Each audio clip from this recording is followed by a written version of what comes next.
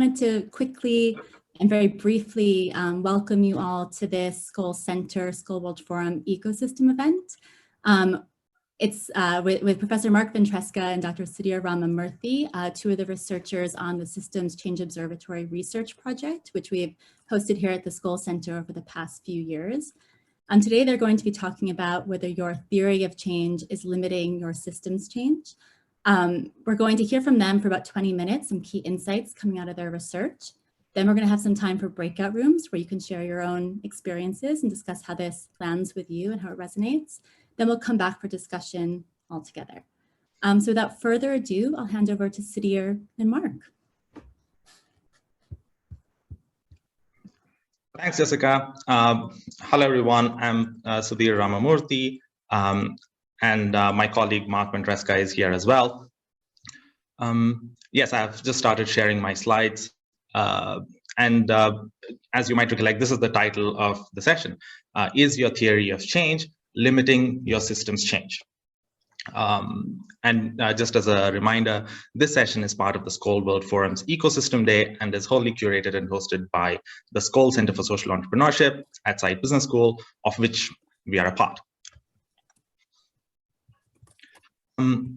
First of all, just stepping back a bit, what we have found over multiple years of research and experience is that systems change is quite challenging. And of course, there are various reasons for this. For example, you might be relying on various other system actors to play their part in order for you to achieve systems change. If you're working at a social venture, it is pretty common for social ventures to face resource constraints, much more than what typical for-profit ventures might be experiencing. Nextly, there might be a time delay for the impact. That is, the social venture might think that performing certain tasks will achieve an intended impact, but the time delay could be years, if not longer, and therefore it's a bit difficult to ascertain if systems change is being accomplished. Nextly, there are various challenges relating to measurement. For example, there are various external bodies which require measurement, but there will be a time delay for the impact. Therefore, how do you conduct measurement activities in order to inform your strategy as a social venture? Again, and the list goes on. So as a headline, we all understand that systems change is challenging. Now, how do we deal with this? So, and what is the role of theory of change? We have been conducting some fascinating research over the last few years, and we would love to share some insights on that. Just as a recap of the agenda, my colleague Jessica already outlined this, but we will provide an overview of the research for roughly 20 minutes. We will also have some discussion breakout rooms for about 20 minutes, and then we will reconvene and share with the rest of the room as well for 10 minutes. You might notice that it doesn't exactly add up to 1 hour, but hopefully we will give you a bit of time to change rooms and get to where you want to be for the next session as well. And in terms of how we approach this research, we did have a slightly broad question in terms of how do social enterprises change systems? How do social enterprises pursue systems change? It was very helpful for us to collaborate with the Skoll Foundation, because the Skoll Foundation has been giving out awards for systems change, especially to social ventures. So there have been about well over 100 social ventures who have been awarded by the Skoll Foundation to pursue systems change. Now, that data set was a helpful place for us to start, and we have found some fairly exciting answers out of that. And a popular framework in the social entrepreneurship community is the theory of change framework. I suspect most of us in this session would actually be familiar with the broad overview of what theory of change is. Many of us would have actually used it. Many of us might have some stories from the trenches in terms of how well it works, how well it doesn't work, and all of that. But broadly, we went about answering this question: how do social enterprises change systems? And a good place to start was the Skoll Awardees.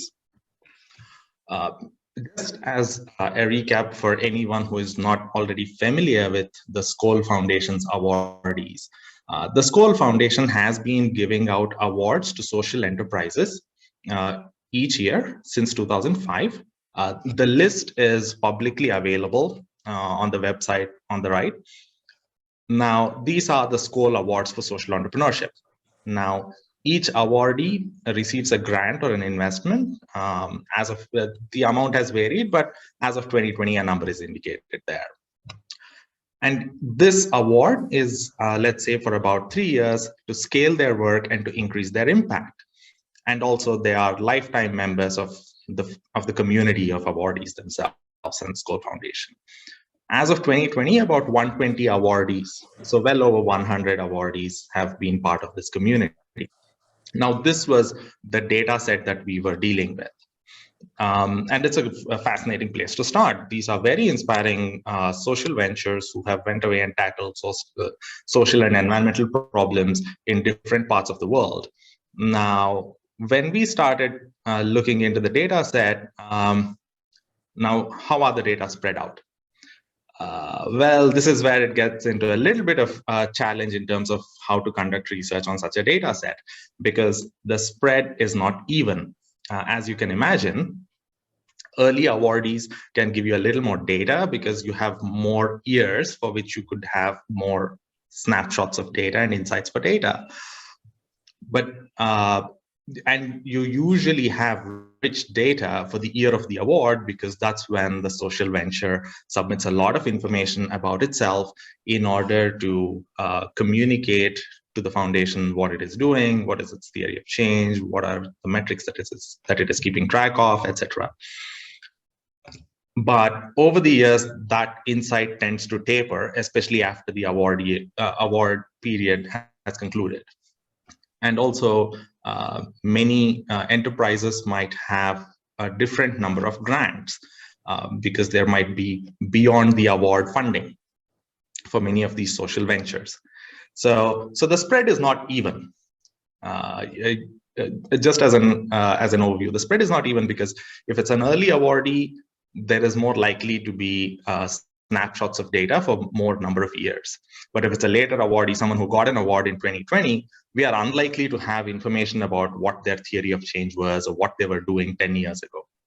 So the spread is not even, but hang on a minute, it's an exciting data set. What can we actually analyze out of it? One of the things that stood out for us is that a theory of change exists for each of these social ventures across multiple cohorts, or at least the essential elements of a theory of change exist across these cohorts. And that is a good place to start for us to understand how these social ventures are pursuing systems change. Now, most of us would know what a theory of change logical framework is, and the most challenging linkage in there. Not much of a surprise. This is exactly what we found with the community of social ventures, the Skoll awardees as well. The mission statement, the vision statement, those are easy to find and articulate. Social ventures find it easy to talk about the intended impact and how the intended system ought to work. They also find it easy to speak about their inputs and activities, and even the outputs of their activities. It gets a little more challenging in terms of how those outputs link up with the intended outcomes and how those outcomes can result in the impact. And that's where it follows a logic. And that's where it relies more upon the logic, fair enough. But those are the missing linkages.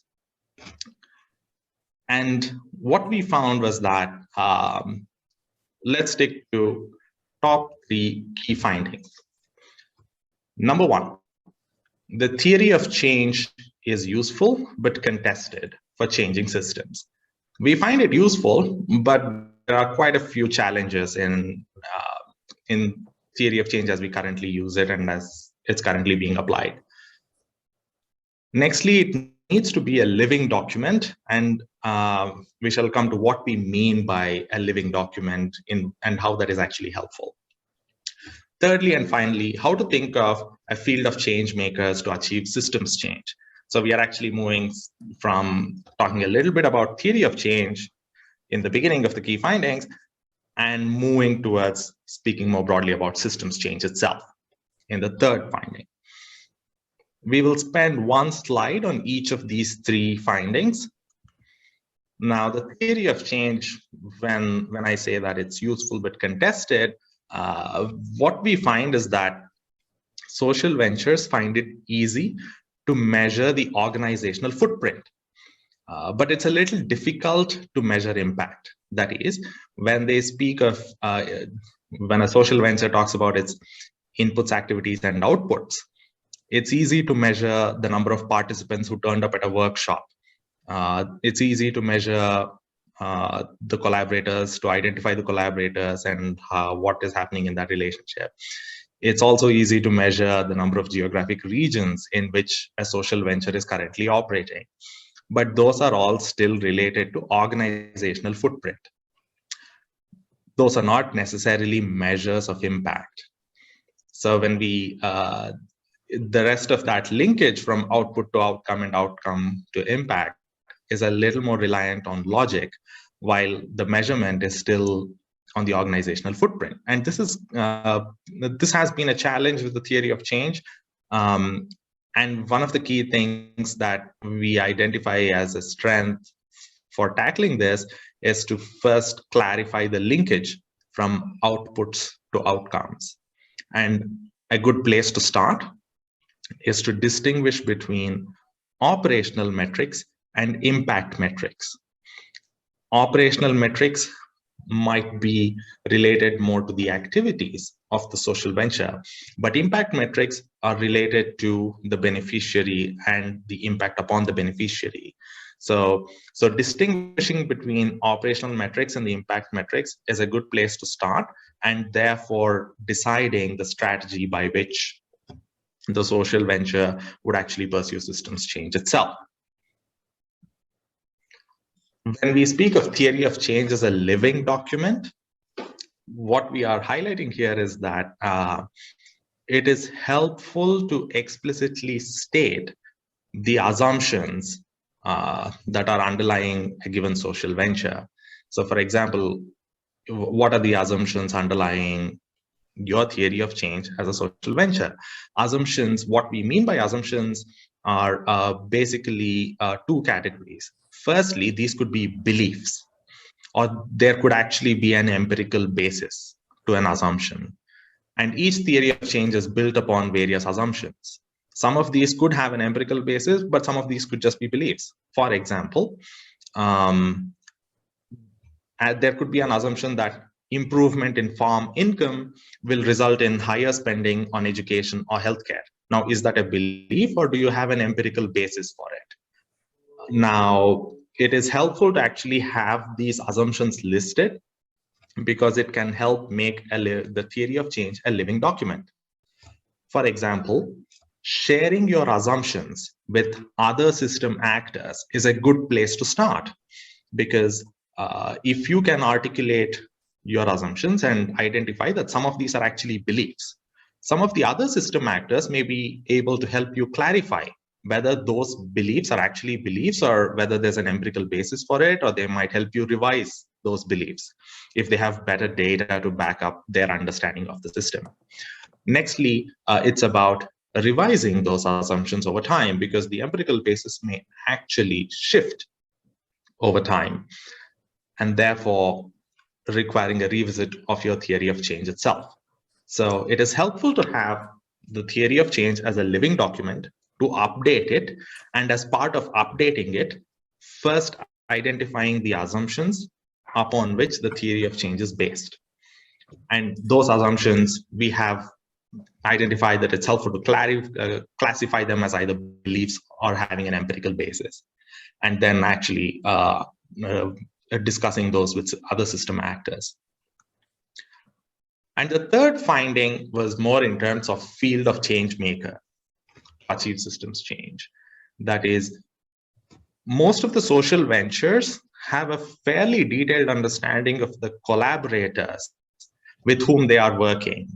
and what is expected of those collaborators, which is very helpful. But how well do you understand the theory of change of your collaborators? That seems to be a bit of a gray area, in the sense that your collaborators might have their own theory of change, and that could be evolving over time. Do you understand their theory of change and where they intend to be, what they intend to be doing 5 years from now? And does that align with what you wish to be doing 5 years from now or 10 years from now, or what your vision is for the system itself?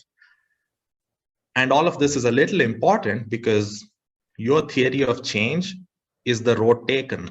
It is, at the end of the day, it is only one particular path towards achieving the system's change that you intend. Now, that same problem in the system can be tackled from different directions.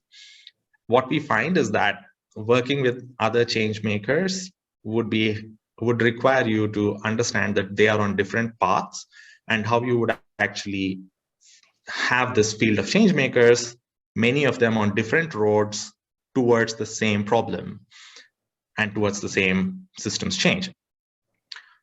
What we have been identifying in the data set is that there are 3 postures that social ventures take with their system actors. For example, a social venture can have an assistive posture where it assists the intended beneficiary and therefore helps them tackle a certain problem. Or a social venture could have an advocative posture where it advocates to a collaborator how to help an intended beneficiary, or how to work better with an intended beneficiary. And finally, there is an adversarial posture where the role of a social venture is to hold somebody's feet to the fire and to make sure that other parties are operating the way they are meant to in order to tackle an underlying social problem or an environmental problem. Now, what we are suggesting here in the field of change makers is that cross postures are fine. Even an adversarial posture is fine, an assistive posture is fine, advocative posture is fine. Cross postures are fine, but cross purposes are problematic, which is why it is helpful to understand the field of change makers, to articulate your assumptions, to discuss these and to share these with the other system actors, and to identify, therefore, what is the road that each of them is taking, what is the intended theory of change of each of these organizations, and how do you all fit together in this firmament of change makers in some sense. Now, we do have a lot of data and insight in terms of how we arrived at these findings, but at this point, we have some time for discussion and breakout sessions. Is there anything else that someone would like to jump in before we go in for a breakout? Sudhir, it's Mark Ventreska here. I might just say hi. I just want to support Sudhir, the work that he and other colleagues at the center have done. Sudhir, really helpful to have the findings, and I think there's a lively chat going on. A number of colleagues on the call have put in their own experiences and wisdom around theory of change, which is super. I want to steal one of Sudhir's insights as a kind of a summary, which I put in the chat. In the work, he was working with a number of our team, a number of the RAs. And at one point, Sudhir said, a lot of these firms scale activities, they don't scale impact. And I think that pithy phrase is one we'd like you to remember. It involves the insight that what you're doing today is really important, but to get to where you want to be tomorrow, that may involve building different kinds of ties, new capacity, as Sudhir was just saying, working with different beneficiaries, different collaborators. That's a different kind of work. And I think what we saw was a lot of the ventures have a hard time moving from their initial source of success to a longer term and different kind of success capabilities. So just to add that in, and then Sudhir, thank you for a great presentation. Jessica, do you want to give us a little guidance on the group breakouts, or or if others want to jump in at this point as well? Yeah, I'd be happy to do that. So you'll see in the chat, I've just pasted in 3 broad guiding questions that should guide our 15-20 minute discussion that we'll have now.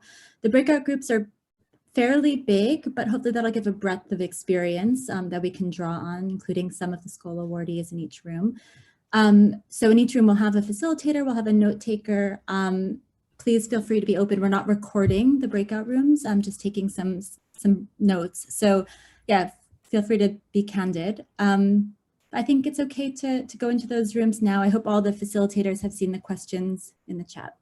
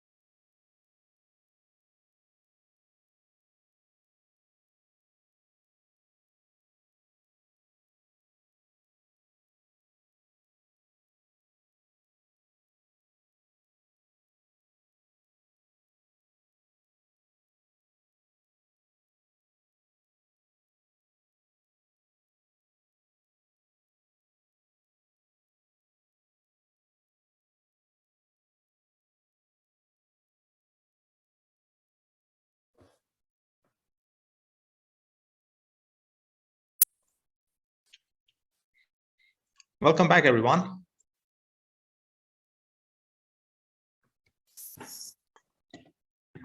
Thank you, Sudhir. It's great to be back. I think we had a lively discussion.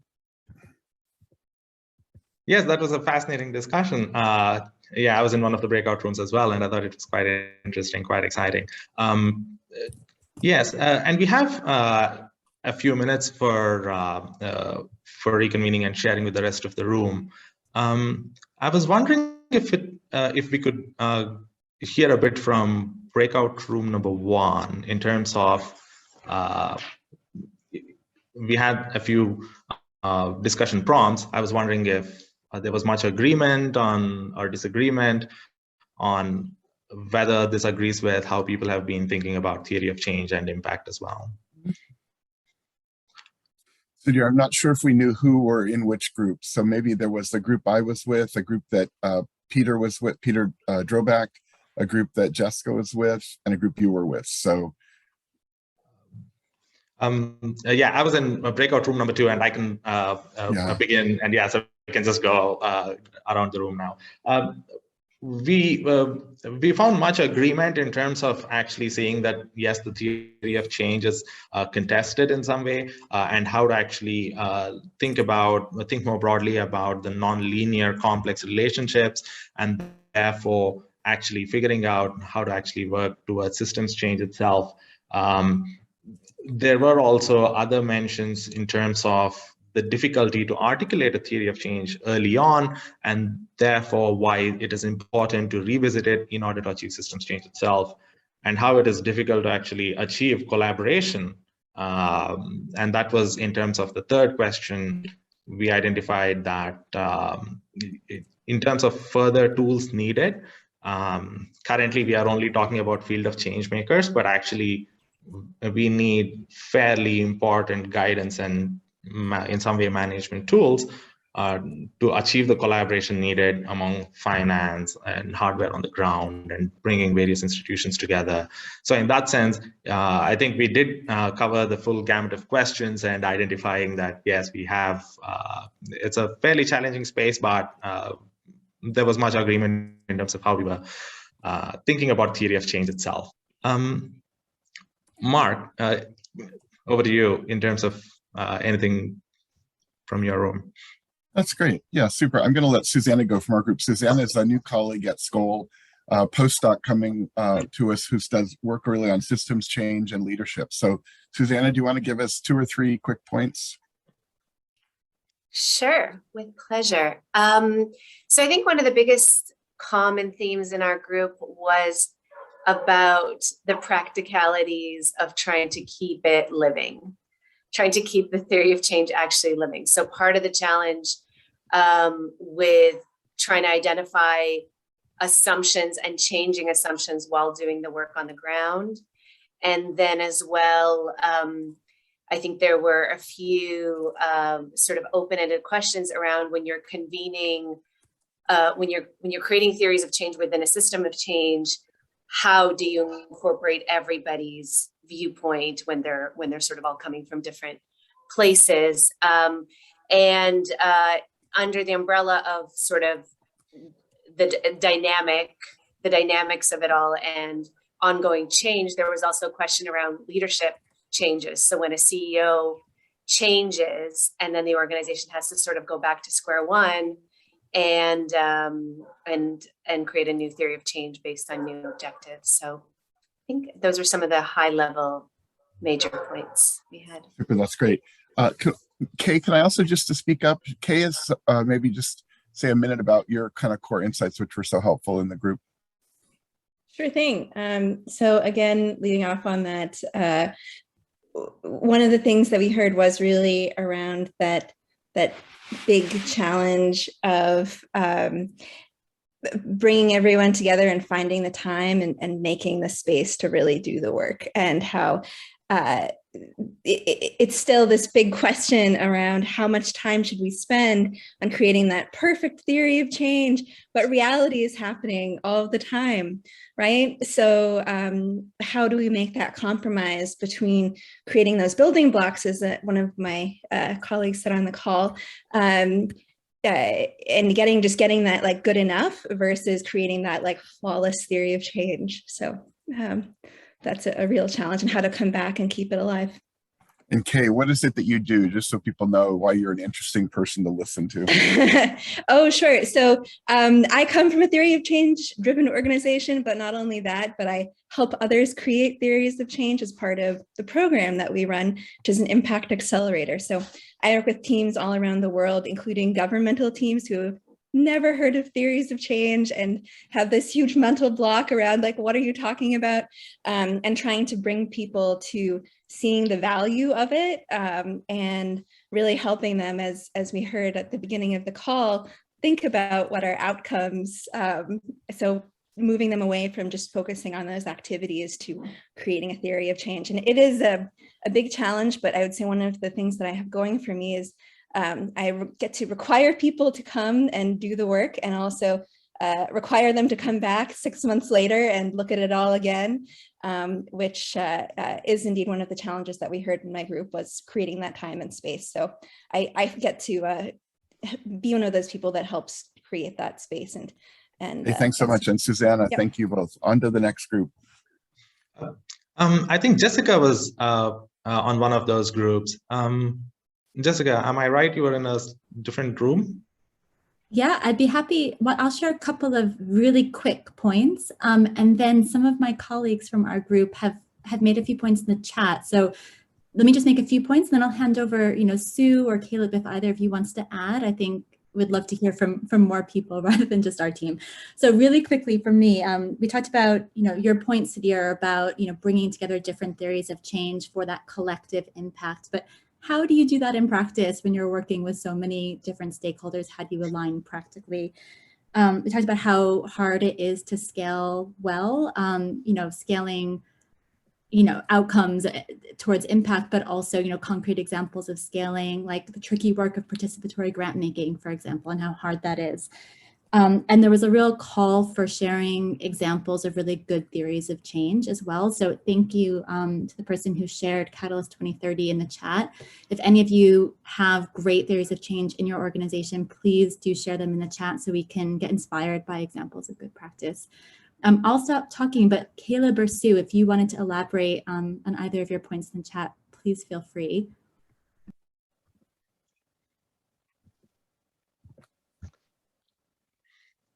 I can to speak up. Yeah, I can elaborate quickly, but I posted in the chat. I think we're shifting from growth to scale. So I would just echo the challenges of trying to scale impact. What works at a small scale is very difficult to transform at a large scale. And also, I think just the challenge that often when we map systems and we think about systems change, as a strategist, I find it challenging to navigate the top-down systems change perspective, which is critical, with the bottom-up emergent change that's happening on the ground. And these are the kind of worlds that we navigate at the Equality Fund, being a global grant-making organization with change happening around the world that we're working to support and amplify, but at the same time bringing the systems perspective to bear, which each individual change maker isn't necessarily contributing to. So I think that is part of our role, but always challenging to navigate between those two kind of polarities. Awesome. Peter Drawback, were you in a different room or did we already cover your breakout room as well? I was in a different room.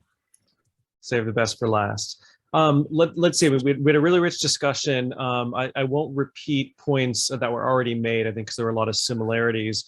I think a lot of talk on the challenges around, indeed having a framework that can be adaptive and having a process that works, and notions of proximity, as Sue was talking about, being really important. One of the things that came up that I found really interesting, I guess, was sort of around theories of change themselves, and not just as theory of change useful or not useful, but what would it take to make a useful theory of change? I think that's something that we're crystallizing here a little bit.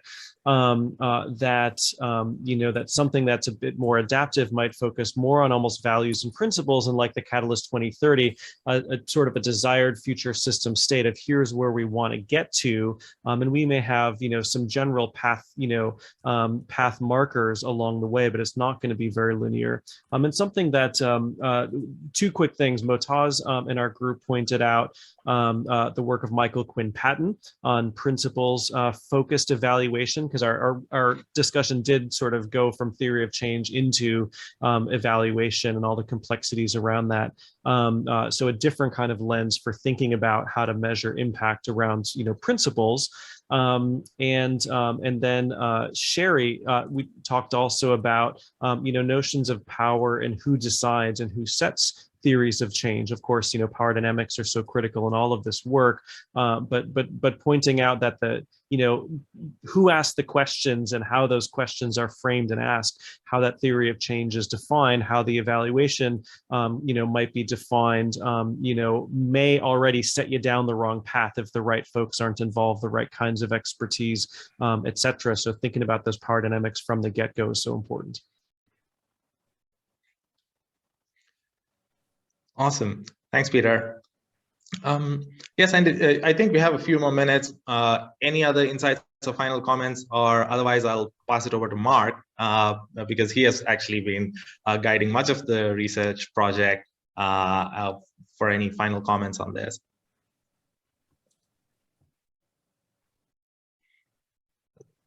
Mark, over to you. That's great. Thank you very much, Sudhir. And first of all, let me just say thank you to everyone. What an amazingly rich and full conversation in 53 minutes. So thank you for that. And also to Sudhir for presenting. There's several people on the call who may like to add in a comment. I know Vanessa Y is on the call, and Vanessa, is Gurpreet with us too? I don't know if I saw his name. Yes, he is. He was in the Great. breakout. So Gurpreet and Vanessa are people at the Skoll Foundation who have worked with the SACEs for many years in different roles. So happy to have them jump in with a comment or two if they'd like. And then I will in fact try to make a few closing comments. Again, this is work we've done at the center, really in close collaboration with the foundation over time, and really valued the several opportunities to talk with some of the colleagues on the call here now who are some of the awardees. The awardees go back to 2004, as you know, so a lot of experience, a lot of wisdom. Vanessa or Gurpreet, would one of you want to give a 1 minute or 2 minute comment? From my end, I should go on video. Hi, everyone. I think from my end, just appreciation for you all introducing kind of a pretty messy constellation of variables when trying to understand systems change. So you have frameworks like theory of change. You have, from my kind of day-to-day, the monitoring, evaluation, and learning component. You have, in a discussion breakout room, the distinctions between a field level theory of change versus an organizational level theory of action. And to see this kind of a unique mix in each organization, each venture, even each collective action effort, I think is all kind of good inspiration when it comes to designing and implementing effective change strategies. So just thank you all for introducing some of these variables, and just lots of tricky questions still left to grapple with. Thank you very much, Gurpreet. That's great. And Vanessa, are you good? Are you good with Gurpreet's contribution? Yes, I am. Thank you so much. Great, no worries. It's great to see you, or great to have you on the call. We haven't talked for a long time. So Peter, also, I'll let Peter have a minute as well. Let me just do a couple of things. So this is the outcome really of a couple of years of conversation, consultation, and research. We had a team, Sudhir, whom you met today, and Paolo Savage, who's on the call as well, 2 postdocs working with us to really dig into, on one hand, the work of the ventures, the SACE ventures, the awardees, and on the other, to dig into work on what is it that funders do when they fund systems change. How do they talk about those issues? So we have a number of work streams coming out. You can contact Jessica or Sudhir for access to those. We have some podcasts. We have some what are called Oxford Answers, which are basically like an 800-word brief. We have a couple of papers under review. So if anyone's interested, please, I'm inviting you to contact Jessica or Sudhir or me, any of us. We really have worked to maintain both the integrity of the voices of the ventures, and also, in a sense, to do what many of you are saying. And here's that brief agenda. We have to start thinking about the complexity and variety of experience. We have to think about the reality of power and politics. I think one of the comments we would make informally is that many of the theories of change are overly happy and insufficiently attentive to the reality of inertia, political activity, and so forth. And as we move toward a theory of change, a theory of field makers, excuse me, a field of change makers, we probably need to engage more directly with these questions of power and politics, the role of the state, the role of regulation and standards. If you follow this literature, not only as a practice person, but also as a long-term reader, many of the leaders around the world these days, colleagues like Johanna Mayer, colleagues like Alex Nichols, everyone has started to talk about that shift to paying attention to the reality of politics, both within the agency and also in longer term. I think a number of you on the call said, this is all well and good, but until our funders start paying attention to this stuff, we can't do a lot. And so part of the Skoll agenda is to begin to engage, the center agenda is to begin to engage a little more directly with funders, with philanthropy, with the evolution of philanthropy. I think this is all really consistent with the evolving nature. In many ways, as everyone on this call knows, in many ways, theory of change was an effort to honor the aspirations and the insights of a founder. And that's a beautiful and a powerful thing to do when we move into these more complex relations across many ventures, when we begin to think about long-term systems change as involving changes in regulation, in standards, in professional expertise, in lived expertise, bringing in the expertise and knowledge of people on the ground. All of a sudden, the aspirations of the founder may be one component, but not the only component. So in a way, as you all are living, we're rethinking together what do we mean by a theory of change? What needs to be in that? And I think that's the fruit of the support that the foundation has given to the center. It's the fruit of the work that Sudhir and Paolo have done. So Peter, let me over to you for a last minute based on that, just to welcome everyone to the center and follow up. Yeah, thanks so much, Mark. And thanks to everyone for participating today. I know there was a lot of competition for all of our attention.